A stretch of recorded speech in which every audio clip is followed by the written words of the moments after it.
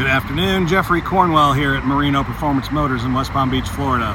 I'm going to do a video walk around on our 1965 Superformance Shelby Daytona Coupe.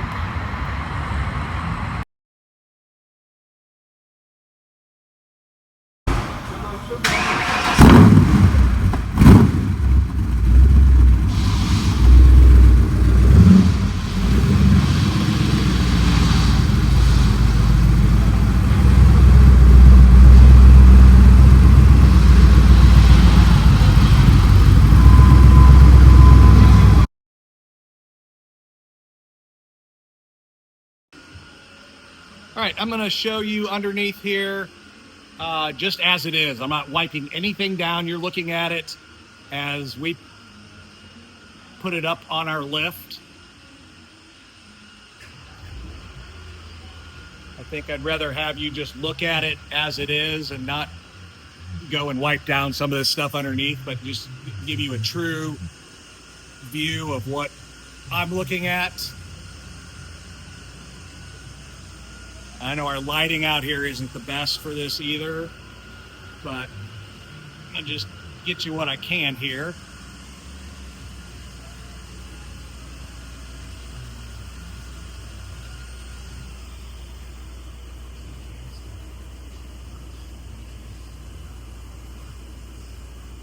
Doesn't look like the CV boots are leaking. Everything looks good there.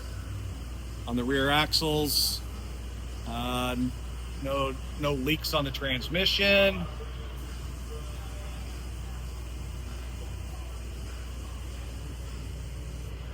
And yeah, sorry, this lighting back here is not the best for this.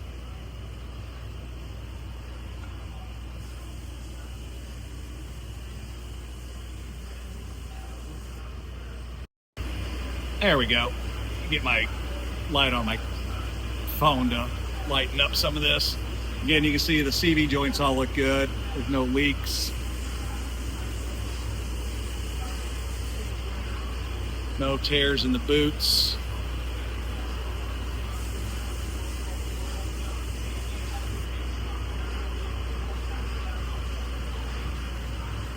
Get up there to the front.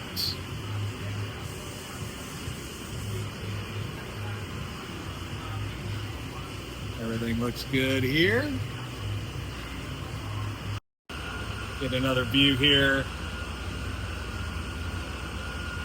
A little bit better view of the differential. Got no leak on the differential.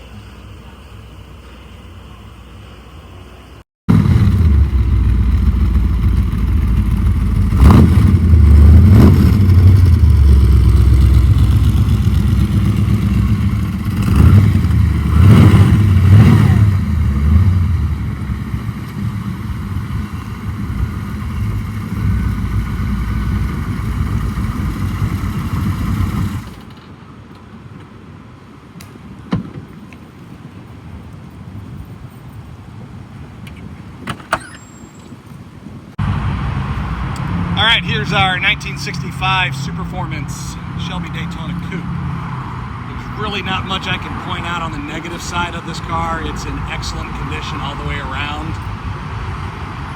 I was hoping we'd have some afternoon clouds and give me a little bit better video conditions with no shadows. But again, like I said, there's really nothing I can point out on the car. So we'll just start off going around the outside here real quick. Now the entire front clamshell, so everything back to here, the entire front clamshell is covered in paint protection film.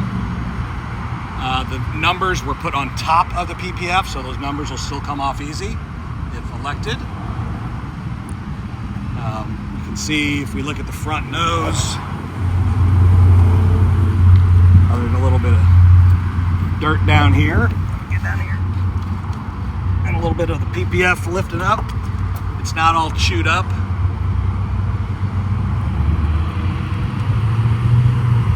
Looks like I've got one spot on the PPF that may have taken a rock chip right there. That's all I see on the front. Carbon fiber on this intake is all in great shape. A lot of times that carbon fiber just from the heat of the engine will start yellowing. We'll go down the driver's side here. Wheels are in very good condition. There's no curb marks. Lower rocker, the paint's all good on there. The door.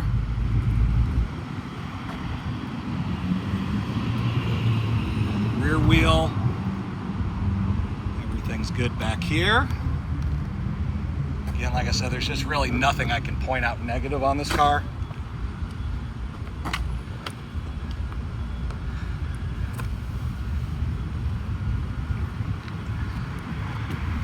See the back part of the fender here is not all rock pecked up.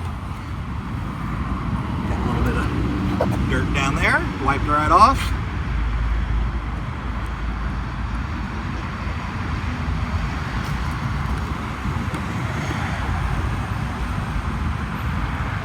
Come around here to the passenger side. Again, everything's really nice. Behind the rear wheel, it's not all rock pecked up.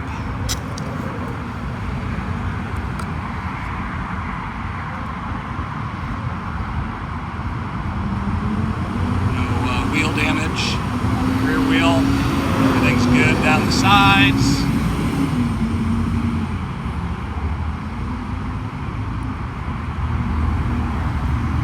No discoloration in the silver vents on the hood. A lot of times you see those starting to discolor a little bit.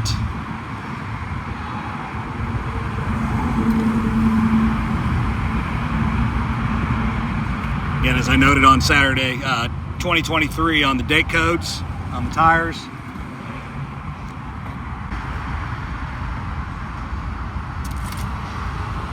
All right, so let's take a look underneath the engine compartment.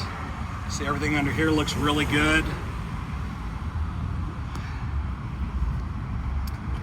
The exhaust from the manifolds does feed out to the side pipes, as you can see here off of the headers. And then there is a Y coming off of the exhaust pipe, which you can see up in there, that goes to the rear. So the exhaust is actually being fed out of the rear pipes and the side pipes. You can see everything looks really nice under here.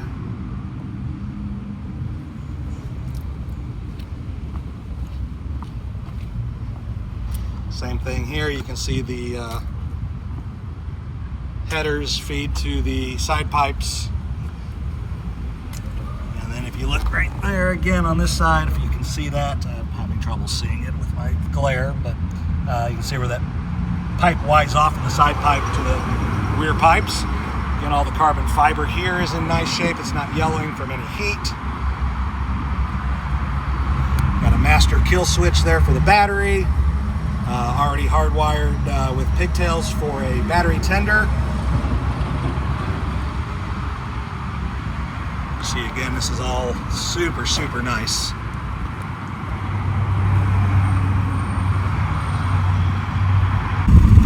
All right, gonna try to demonstrate that everything gauge-wise is working. You can see the tack is working. See if we can get looks like we filled it up with fuel. We'll have to get it up to operating temperature to see if the oil temperature and the water temperature gauges are working. Air conditioner is actually blowing really cold, which is nice because it's about 100 degrees out here today.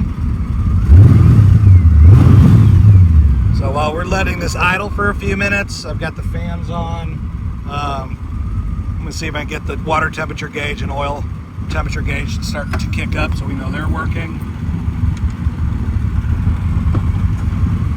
We'll go ahead and show the interior. The interior on the car is in outstanding condition. I mean, everything's like brand new.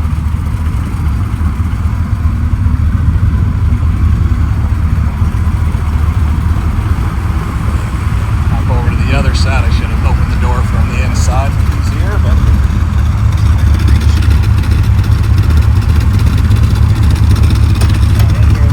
latch, which I will.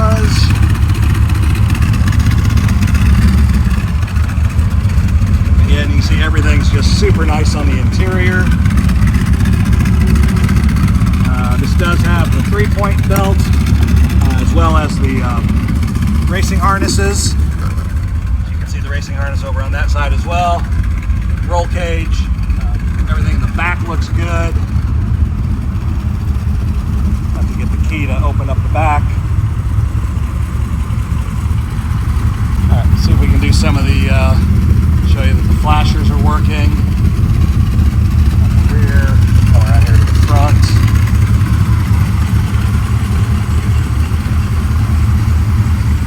So if we got a turn signal or that bulb's not working, we'll have to look at that.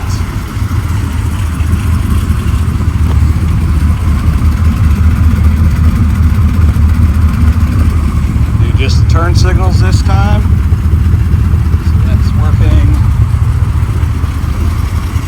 Again, we must have a bulb out here. We'll look at that.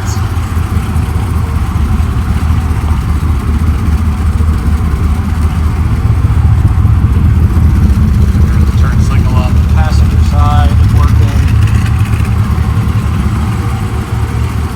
The turn signal is working. All right, if you can see on the wall, I got the headlights on, low beams, high beams, back to low beams. Make sure tail lights are on. Got two tail lights working back here.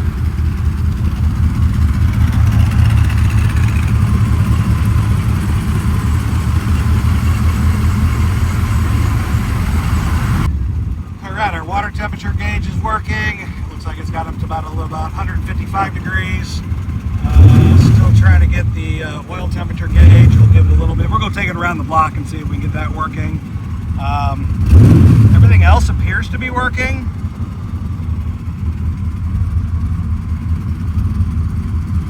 Like I said, most importantly, this air conditioner is ice cold. I'm really surprised how cold this is.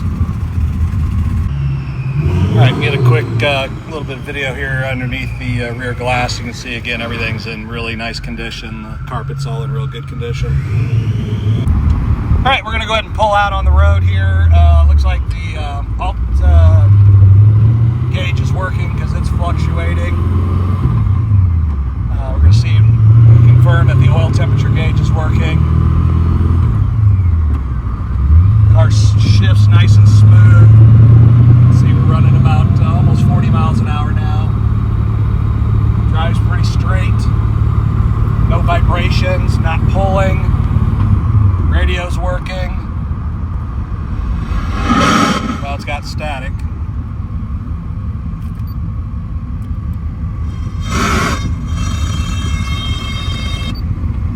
Find a radio station here that works. Because I think it's an insult to radio's other people. working. That's all. And plus the person playing trucks, you guys are going on over the You can go whichever way you want to go. We got a Shelby Daytona we're cruising around in on Okeechobee Boulevard. Really just want to make sure that we're going to check that everything's working. I know the fuel gauge was working. I saw it move. The water temperature has already gone up from where it was when I first started it. So the oil temperature gauge is the only thing that seems like it may not be working. Because we should have a little more than 140 degrees on it now, but we'll get it driving a little bit and see. Abby's first time driving a stick. He's doing okay.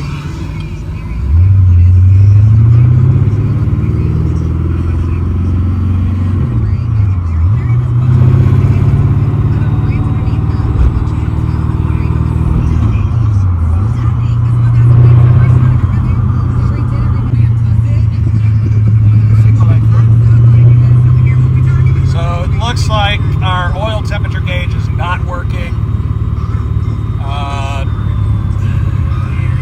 little undecided on the water temperature gauge. While it did go up, it's only gone up to 150 degrees, and it's about 98 degrees out here today. And we just went around the block after this idling. But that is something, if you want us to, I've got somebody that can look at those two gauges and see what's going on with them. It's pretty simple to look at. But everything else seems to be working as it should. The last thing we'll do when we get back here is show you that the brake lights are working, as I already did the headlamps and turn signals. We have that one turn signal on the front driver's side that's got a bulb that's not working that we can obviously put a new bulb in, but we'll make sure that the brake lights are working. All right, hit the brakes a couple times. Brakes are working. Looks like the right side's a little brighter than the left side. Go ahead and put it in reverse. All right, look like the reverse light. Again, Abby's still learning how to drive a stick shift. There we go. 4 times the charm. There, he got it. Hit the left turn signal, see if it's working yet. All right, so we need to look at the left turn signal.